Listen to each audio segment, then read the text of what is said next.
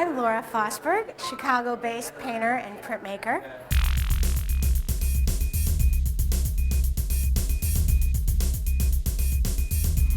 I'll be hosting the highlights of each day at Art Chicago. Here with Monique Meloche at Artropolis, Art Chicago at the Merchandise Mart. Monique's going to tell us a little bit about one of her artists and this installation.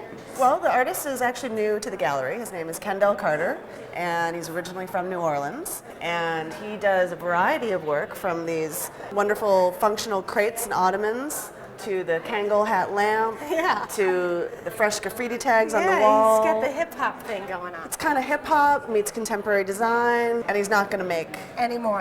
His edition is done. His edition is done. So he's on to the next. Yeah, he doesn't want some design store to come up and say, let's market the Kangol lamps. It's his thing, it's in his shows, and then Keep it exclusive. Yeah. Gotcha. I'm here with Carl Hammer, one of the great Chicago gallerists. And we're hoping that Carl could tell us a little bit about this amazing painting behind us. Who is the artist? Artist is Cameron Gray. Cameron Gray. He's from LA. We discovered him. He's recently been added to our stable of artists. I've noticed. He's quite wonderful. I've seen other pieces of his work. Right. He uses this format quite a bit. Multiple imagery. Almost exclusively. Almost exclusively. Right. Can you tell us a little bit about the process? Well, he actually farms out to other artists. You're kidding me. The task of painting a lot of these, and then he brings them together. He does paint some himself, but his primary responsibility is assembling this and putting it together. You can tell that he's painted in a little bit darker in some of these areas to make the embedded image kind of eventually, it turns out magically.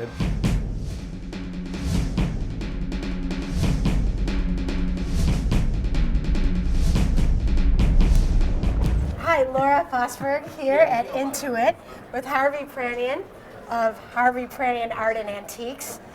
Harvey's got an amazing collection of antiques here, and I think he wants to tell us a little bit about this button quilt. Yeah, it came out of it's an African-American quilt, and it came out of a house in Nashville, Tennessee. And for all the years I've been doing this, it's obviously a one-of-a-kind piece, and it's just extraordinary. And all the buttons are really kind of the period. It's probably from about the 20s or the 30s, 1930s. And there's everything from little tiny buttons to these huge ones that are up here on top. Hearts and flowers. And it's like a modern piece of art.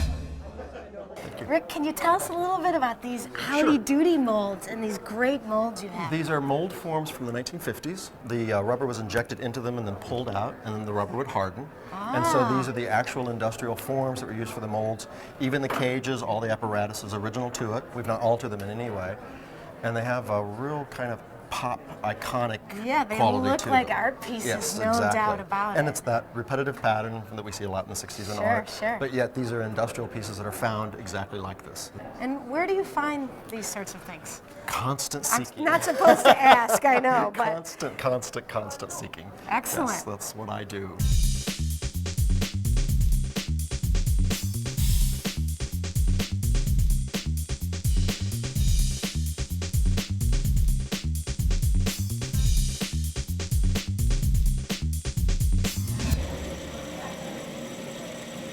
This piece is ultimately about death and about reaching an end of a cycle, and there's beauty, I think, in the final moments of anything. And so what's happening is these cars are being pushed into each other with a possible force of 80,000 pounds, and they're only traveling at about this much every hour, so maybe about 3/4 of an inch every hour. So the movement's totally invisible. You have to come back maybe an hour later, you'll see a small change. In a day, you'll see a substantial change. And we're going for 4.5 days, and at the end of the show, these cars should be pretty completely crushed.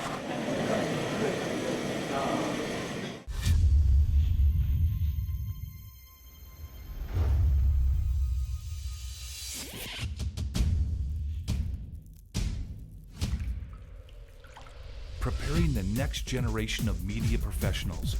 Flashpoint Academy, Chicago's Digital Media Arts College. Ignite your potential.